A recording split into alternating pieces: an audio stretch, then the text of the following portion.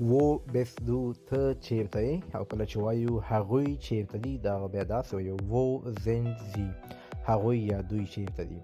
او کله چې موږ له یو څخه زیاتو کسانو ته وایو په انفارمل طریقې سره تاسو چیرته یاستئ یا تاسو چیرته یئ، بیا دغه جمله په الماني ژبه داسې وایي wo seid ihr، wo seid ihr مطلب تاسو چیرته یاستئ د یو څخه زیاتو کسانو ته.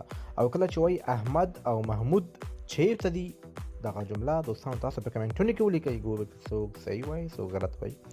یو ځل مو ولیکله دغه جمله به ستاسو همیش لپاره په ذهن کې پاتې وي.